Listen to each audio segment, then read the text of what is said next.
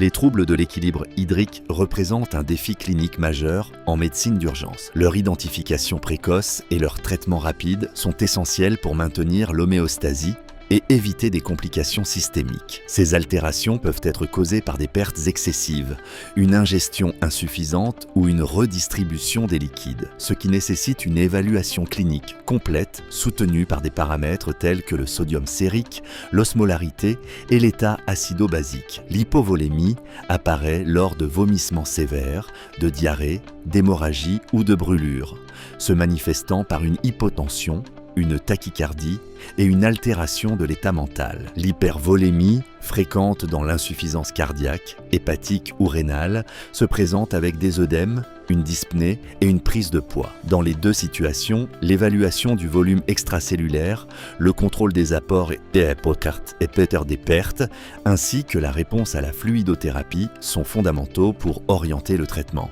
L'équilibre hydrique est régulé par des mécanismes hormonaux tels que la vasopressine, ADH, le système rénine, angiotensine, aldostérone et les peptides natriurétiques. Leur altération peut provoquer une hyponatrémie due au SIADH ou une hypernatrémie due à un déficit en eau libre, affectant la fonction cellulaire et générant des symptômes allant de la léthargie au coma. Le traitement doit être appliqué avec prudence, en évitant des corrections rapides du sodium pour prévenir des complications graves telles que la myélinolyse pontique. Il est crucial de sélectionner la solution appropriée, hypotonique, isotonique ou hypertonique, et d'ajuster son administration selon la gravité du tableau. La surveillance continue des signes vitaux, de la diurèse et des analyses permet d'évaluer l'évolution et de prévenir les effets indésirables. La maîtrise de ces stratégies est indispensable dans les contextes critiques. Une formation spécialisée dans la prise en charge des troubles de l'équilibre hydrique